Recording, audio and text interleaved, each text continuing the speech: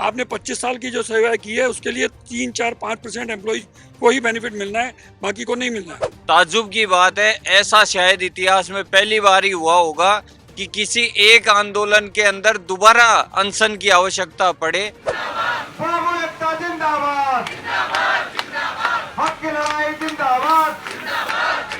जो 25 साल रिटायरमेंट का किया है वो 25 साल बाद बेनिफिट लेने की बात है। आज वर्तमान के मुद्दों पे सरकार पूरी अनदेखी कर रही है और बाबू वर्ग के सब्र का इम्तिहान नहीं ले।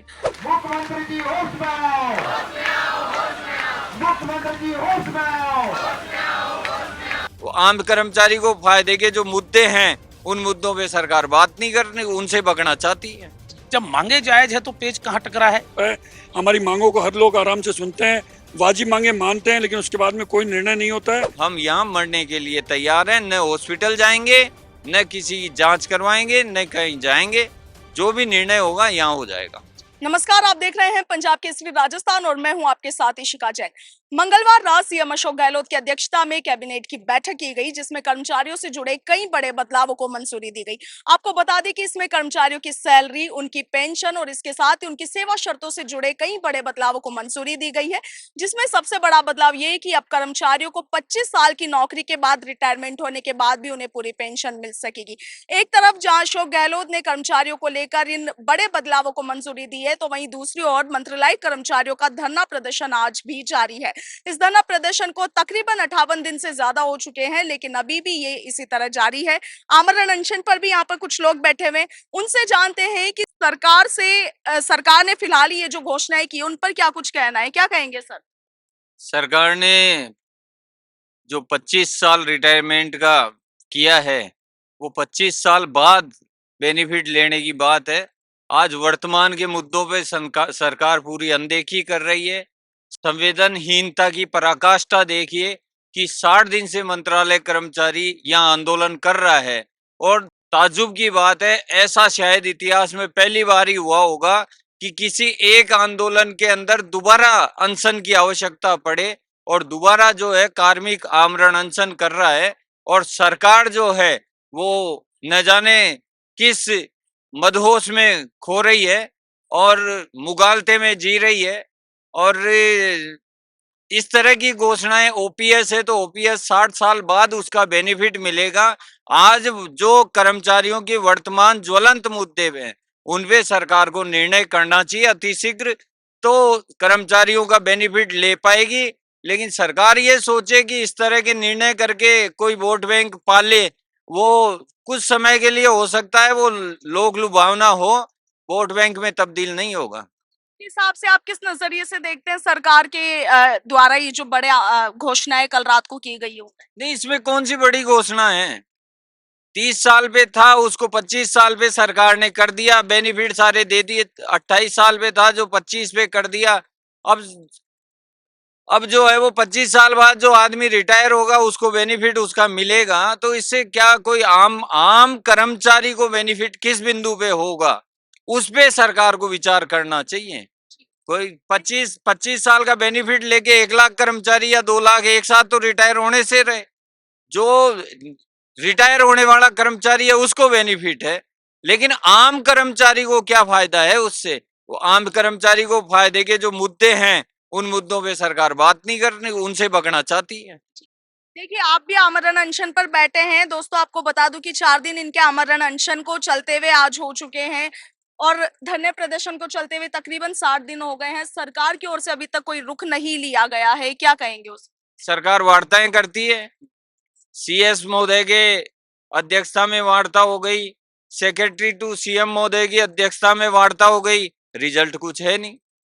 वार्ता कर लेती है, फिर 3 दिन का गैप दे देते हैं, फिर वार्ता कर लेते हैं, फिर 3 दिन का गैप दे देते हैं। आमरण अनशन चल रहा है। रणनीति क्या रही? पिछला आमरण अनशन हमने कैबिनेट मंत्री महेश जी जोशी के आश्वासन पे तोड़ा था। उन्होंने ये कहा कि 3 दिन में मैं इसके फैसले करा दूंगा, लेकिन वो 3 दिन की जगह आज लगभग 20 दिन निकल गए, कोई इस पे निर्णय नहीं हुआ। यह आमरण अनशन एक ही कंडीशन में टूटेगा, या तो सरकार निर्णय करे वरना हम यहाँ मरने के लिए तैयार हैं। न हॉस्पिटल जाएंगे, न किसी की जांच करवाएंगे, न कहीं जाएंगे। जो भी निर्णय होगा यहाँ हो जाएगा। क्या कहेंगे सर आप? देखिए, जो कल कैबिनेट की बैठक में जो हुआ था फैसला, वो यूँ मान लीजिए राजस्थान सरकार की तरफ से रेवड़ियाँ हैं। क्योंकि जो वर्तमान में जिसको बेनिफिट होता है उसी को कहते हैं कि मिला है कुछ। सरकार ने वर्तमान में बैठे किसी कर्मचारी को कोई बेनिफिट नहीं दिया।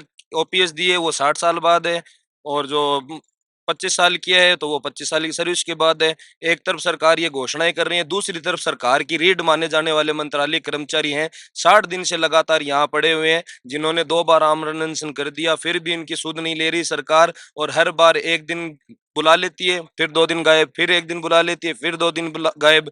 फिर जोधपुर में सीएम साहब ने कहा था कि बोले हम 6 तारीख को पूरा फाइनल कर देंगे। अब कल 6 भी गई, अब आज 7 भी। हम इस आस में है कि सरकार कोई उचित फैसला ले ले। अब सरकार 1-2 दिन में अगर उचित फैसला नहीं लेती है तो हमें भी कोई दूसरा रुख अपनाना पड़ेगा। और कर्मचारी अब इस स्थिति में आ गया है कि वो कार्यालयों में तो किसी भी तरीके से ज्वाइन नहीं करेगा। और ये तो इन्होंने प्रण ले लिया है कि अब जब 60 ही दिन हो गए तो 60 और सही। या तो आचार संहिता लगेगी या हमारी जानें जाएंगी, या फिर बाद में सरकार को निर्णय करना पड़ेगा। तो देखिए, मंत्रालय कर्मचारियों में अभी भी आक्रोश व्याप्त है। लगातार इनका यही कहना है कि आमरण अनशन जो कि इन्होंने दोबारा से शुरू किया है वो इसी तरह से चलता रहेगा, और मंगलवार रात सीएम अशोक गहलोत द्वारा जो घोषणाएं की गई है उन्हें रेवड़ियां बांटने का काम कहा जा रहा है। आप क्या कहेंगे सर? गहलोत सरकार ने हाल ही में कहा है कि अब 25 साल के रिटायरमेंट के बाद भी कर्मचारियों को पूरी पेंशन मिल सकेगी। देखिए मैडम, ये जो आदेश हुए हैं या कल जो घोषणा हुई है, ये समस्त कर्मचारी वर्ग के लिए है। इससे पहले भी कई कर्मचारी जगत के लिए जो भी घोषणाएं हुई उन सबका स्वागत है। लेकिन स्पेशली बाबू वर्ग के लिए, मंत्रालय संवर्ग के लिए बहुत ही बड़ी एक अपेक्षा थी कि कल शायद कोई डिसीजन हो जाए, क्योंकि आज इस महापड़ाव को 52 दिन का समय हो गया है, पर मंत्रालय संवर्ग को निराशा हाथ लगी है।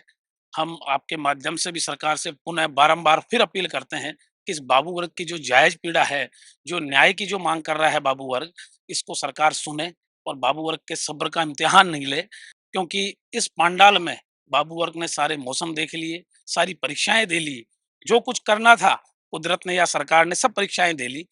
एक बार भी सरकार डेडलॉक खत्म करके एक बार भी ये कह दे कि ये मांगे जायज नहीं है या मांगे अनैतिक हैं, तो कोई बात समझ में आए। जब वो सब कुछ जिस भी जनप्रतिनिधि के पास जाते हैं या सरकार के प्रतिनिधियों के पास जाते हैं तो वो कहते हैं कि आपके सब मांगे जायज हैं। जब मांगे जायज है तो पेच कहाँ टकरा है? इसका डिसीजन, इसका निर्णय माननीय मुख्यमंत्री जी को करना है और अधिकारियों को करना है। तो आपके माध्यम से हमारा यही अपील है माननीय राजस्थान सरकार से भी कि इस बाबू वर्ग की न्यायोचित मांगों पे तुरंत और सक्रिय रूप से कार्रवाई करे, ताकि बाबू वर्ग यहाँ से फ्री होकर सरकार की जो भी राहत योजनाएं हैं, जो भी योजनाएं हैं, उनका प्रचार प्रसार ढंग से कर सके। जी सर, क्या कहेंगे? हम तो आपके मार्फत सरकार से यही कहेंगे कि ये 60 दिन से बाबू ये महापड़ाव डाले हुए हैं, भीषण गर्मी में, बारिश में और 45 डिग्री टेम्परेचर में। ये गांव-गांव, ढाणे-ढाणे से आए हुआ है बाबू, भारी तादाद में यहाँ बैठा हुआ है। महिलाएं भी हमारे यहाँ बैठी हुई हैं और पूरे सरकार का राज कार्य ठप पड़ा हुआ है। तमाम कार्यालय जो राजकीय राजस्व के विभाग हैं, जिनके बारे में आपको बताना चाहूँगा कि हमारे कलेक्ट्रेट कार्यालय बंद हैं सारे राजस्थान में। रेवेन्यू के पंजीयन मुद्रांक विभाग बंद है, वाणिज्य कर विभाग के कार्यालय बंद हैं, आपके सहकारिता विभाग बंद है, आपके महिला बाल विकास के अनेकों विभाग बंद है, जिनसे आम जन जीवन प्रभावित हो रहा है। उसके बाद भी सरकार इन बाबुओं की मांगों, जो वाजिब मांगे हैं, बाबू मांग कह रहा है, बाबू एक समानता के अधिकार की बात कर रहा है कि जो संवर्ग इस बाबू वर्ग के साथ में थे, आज वो बहुत आगे निकल गए हैं। हम आपके मार्फत यही कहना चाहते हैं, वो मुख्यमंत्री जी ने खुद ने भी एक पीड़ा दर्शाई थी पहले एक सम्मेलन में कि समान कार्य के लिए समान वेतन होना चाहिए। लेकिन मुख्यमंत्री जी को उन बातों के वो 1 साल व्यतीत हो चुका है, लेकिन अभी तक उनकी जो भावना है वो राष्ट्र के वित्त सचिव महोदय हैं, वो अभी पूरी नहीं कर रहे हैं। हम आपके मार्फत से कहना चाहते हैं, एक समान भर्ती, एक समान योग्यता और एक मेरिट के आधार पर भी चयनित होने के बाद में भी मंत्रालय कर्मचारी सेक्रेटरीट में बैठता है तो अलग वेतन मान लेता है, अधीनस्थ में बैठता है, गांव ढाणी में बैठने वाला मंत्रालय कर्मचारी अलग वेतन मान ले रहा है। उनके वेतन मानों में एक स्थिति ऐसी आती है कि 3 गुना प्रभावित हो जाता है वेतन। यानी कि यदि किसी को 20,000 रुपये वेतन मिल रहा है अधीनस्थ वाले को, तो वहां सेक्रेटरी में बैठने वाले 60,000 रुपये तनख्वाह ले रहा है। ऐसी वे वित्तीय जो मांगे हैं उनको सरकार को सोचना चाहिए और अविलंब इसको खाई को पाटना चाहिए। जी, आप क्या कहेंगे सर? देखिए सर, आपको इतने टाइम हो गया है यहाँ पे धरना करते हुए, लेकिन सरकार की ओर से अभी तक कोई सकारात्मक जवाब नहीं दिया गया है। देखो, आपके चैनल के माध्यम से मैं राजस्थान सरकार से निवेदन करना चाहता हूं कि जब आपकी सरकार के कम से कम 85 विधायक और मंत्री जब ये लिख के दे रहे हैं कि राजस्थान के जो मंत्रालय कर्मचारी की मांगे हैं या इनका जो न्याय पत्र है, इनकी मांगे वास्तव में जायज है। इन्होंने माननीय मुख्यमंत्री जी को पत्र लिख के और ये निवेदन किया है 85 विधायकों ने कि इनकी मांगे जायज है, इनका निराकरण समय रहते कीजिए। तो जब 85 विधायकों ने लिख दिया तो मंत्रालय कर्मचारी की मांगे वास्तव में जायज है। मैं आपके चैनल के माध्यम से निवेदन करूंगा कि आज हमें 52 दिन यहाँ लगभग हो गए हैं और हमारे पहले 11 साथी आमरण अनशन पर बैठे थे, जिसमें हमारे प्रदेशाध्यक्ष राज सिंह चौधरी जी भी शामिल थे। और आज हमारे जो 15 साथी आमरण अनशन पर है पिछले 4 दिनों से, लगातार भूखे प्यासे 2-3 साथियों की हमारे स्वास्थ्य खराब हो चुका है। तो राजस्थान सरकार से आपके चैनल के माध्यम से हम निवेदन करेंगे कि राजस्थान का मंत्रालय कर्मचारी 52 दिन से यहाँ बैठा हुआ है, इनकी पीड़ा बहुत गहरी है और ये कोई राजस्थान का मंत्रालय कर्मचारी सरकार से कोई अलग मांग नहीं कर रहा, ये एक न्याय की बात कर रहा है। जो 1988 में जो कैडर इनके समान हुआ करते थे, धीरे धीरे सरकारों ने उनकी मांगों को और उनकी जो जायज मांगे हैं, उनकी जो वेतनमान है, उनको धीरे धीरे पिछड़ते पिछड़ते आज सबसे नीचे ये कैडर आ चुका है। और इसके अलावा समान कैडर के अलावा जो एक ही भर्ती से आता है और एक ही एजेंसी के माध्यम से भर्ती होती है, समान योग्यता होती है। और इतना ही नहीं, कनिष्ठ सहायक वरिष्ठ सहायक का समान वेतनमान होता है सचिवालय में हमारे अधीनस्थ के। लेकिन जो अगला जो पद है उनका सीधा 3600 नहीं आकर 4200 पे चला जाता है और 8700 ग्रेड पे तक जाके वहां का खत्म होता है। लेकिन हमारा साथी केवल 3600 बीच में आता है और 6000 पे खत्म होता है, जबकि समान योग्यता है वहां 42 ऊपर तक के पदों की समान योग्यता है और इनकी भी समान योग्यता है। तो मैं आपके चैनल के माध्यम से निवेदन करूंगा राजस्थान सरकार से, ये राजस्थान का बाबू आपको खून भी दे दिया है माननीय मुख्यमंत्री के जन्मदिन के उपसर्ग, तो इस सूरत में किसी सूरत में ये इस सिपरा पद से खाली हाथ नहीं जाएगा, ये अपनी मांगे सरवार से मनकाने जाएगा, अन्यथा या मर के जाएगा। जी, तो आप देख सकते हैं और मंत्रालय कर्मचारियों को सुन सकते हैं। फिलहाल सुनील जी हमारे साथ है। सुनील जी, देखिए, कल बीती रात अशोक गहलोत ने ऐलान किया है कर्मचारियों से जुड़ा हुआ पेंशन को लेकर और वहीं सेवा शर्तों से जुड़े हुए कई बड़े बदलाव किए हैं, उस पर आप क्या कहेंगे?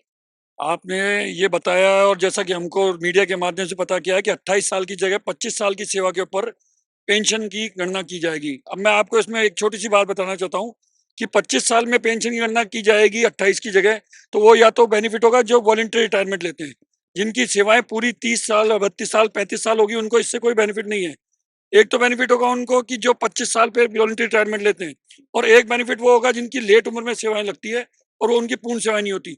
तो आप ये मान चलो 5, 7, 8, 10% कर्मचारियों को इससे फायदा होगा और इनसे बाकी कर्मचारियों की सेवाएं जब 30-30 साल की हो जाती है तो उनको इससे कोई बेनिफिट होने की संभावना नहीं है 5-7% के छोड़ करके। क्या लगता है कि क्योंकि चुनावी साल इसलिए गहलोत सरकार सिर्फ लोक लुभावने वादे कर रही है? लोक लुभावने वादे की भी बात नहीं है। सब पिछली सरकार ने हमको 9,840 दी थी और पिछली सरकार जो कि वसुंधरा सरकार के समय वापस ले ली थी, गहलोत सरकार ने 9,840 दी, वसुंधरा सरकार ने उसको कम कर दिया। जब आपने खुद ने दिया तो या तो आप उस वक्त गलत दिया था और अगर उस वक्त सही दिया था तो आज उसको वापस लागू करना चाहिए।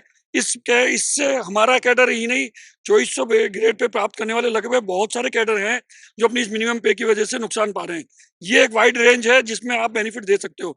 आपने 25 साल की जो सेवा की है उसके लिए 3-4-5% एम्प्लॉइज को ही बेनिफिट मिलना है, बाकी को नहीं मिलना है।